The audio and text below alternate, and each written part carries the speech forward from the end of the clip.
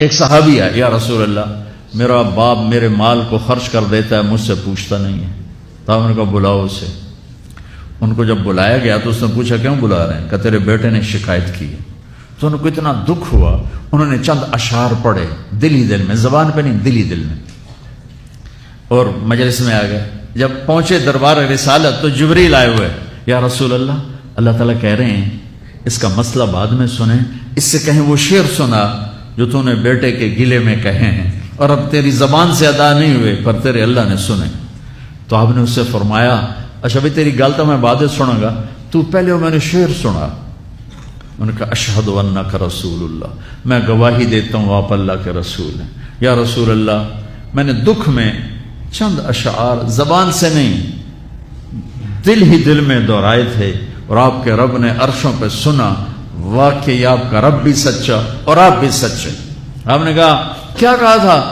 فَخَذُوكَ مَوْلُودًا وَمُنْتُكَ يَافِعًا تَعُلُّ بِمَا أَجْنِي عَلَيْكَ وَتَنْهَلُ وَإِذَا زَاقَتْكَ بِالسَّقْمِ لَمْ أَبِدْ لِسَقْمِكَ إِلَّا سَاهِرًا أَتَمَلْمَلُ كأني أنا المتروك دونك بالذي تركت به عيني وعيني تحمل تخاف الردى نفسي عليك وإنها لتعلم أن الموت وقت مؤجل فلما بلغت السن والغاية التي إليها مدى ما فيك أؤمل جعلت جزائي غلظة وفظاظة كأنك أنت المنعم المتفضل فإن لم تروا حق أبوبتي فعلت كما الجار المجاور يفعل۔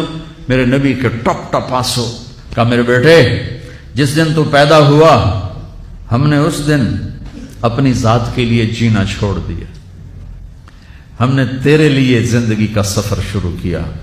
تجھے ٹھنڈی چھاؤں میں بٹھانے کے لیے گرم ہواؤں سے لڑا، تمہیں ٹھنڈی ہواؤں سے بچانے کے لیے برفانی راتوں میں کام کیا، تیری ایک مسکراہٹ دیکھنے کے لیے ساری ساری رات تڑپا، ساری ساری رات اپنے آپ کو کوہلو کے بیل کی طرح اپنی ساری جوانی کا رس نچوڑ کے تیری ہڈیوں میں ڈال دیا۔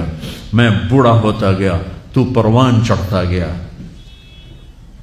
میری کمر جھک گئی، تیری کمر اٹھ گئی، میری ٹانگوں سے جان نکل گئی، تیری ٹانگیں مضبوط ہو گئیں، میرے ہاتھ کانپنے لگے، تیرے ہاتھ مضبوط ہوئے، میں لڑکھڑانے لگا، تو اترانے لگا۔ تو مجھے خیال آیا کہ جیسے میں اس کے لیے دھکے کھاتا تھا، اس کی زندگی کی دعائیں مانگتا تھا، اس کے لیے تڑپتا تھا، چلو آج میرا یہ سہارا بنے گا۔ لیکن جب تجھ میں جوانی کی لہر دوڑی اور مجھے بڑھاپے نے کھا لیا، جب جوانی میں تجھ میں رنگ بھرا اور بڑھاپے نے میرے رنگ چھین لیے، جب جوانی نے تجھے سیدھا کیا بڑھاپے نے مجھے ٹیڑھا کر دیا، کمر جھکا دی، تو ایک دم تو مجھے ایسے گھور کے دیکھنے لگا، تیری آنکھیں ماتھے پہ چڑھ گئیں اور تو مجھے یوں دیکھنے لگا جیسے میں نوکر ہوں تو باپ تو مالک۔ تو میں نے اپنی 30 سالہ زندگی کو جھٹلا دیا کہ ہاں میں باپ نہیں ہوں، میں نوکر ہوں، یہ میرا سردار ہے۔ اگر یہ بیٹا ہوتا تو یوں تو نہ کرتا، اس نے میری راتوں کے تڑپنے کو بھلایا، میرے گرمی سردی سے لڑنے کو بھلایا، کولو کے بیل کی طرح میرے چکر کاٹنے کو بھلایا، اپنی خوشیوں کو دفن کر دیا اپنے سینے میں، قبرستان بنا دیا اپنے سینے کو، اپنی خواہشات کا اور اپنی خوشیوں کا، اور آج تو مجھ سے ایسے بات کرتا ہے جیسے میں نوکر ہوں اور تو میرا آقا ہے۔ اچھا میرے بیٹے میں نوکر سہی، تو سب، پر میں تیرا پڑوسی تو بندہ پڑوسی سے پوچھ ہی لیتا ہے کیا حال ہے، کوئی ضرورت تو نہیں، اتنا ہی پوچھ لیتے۔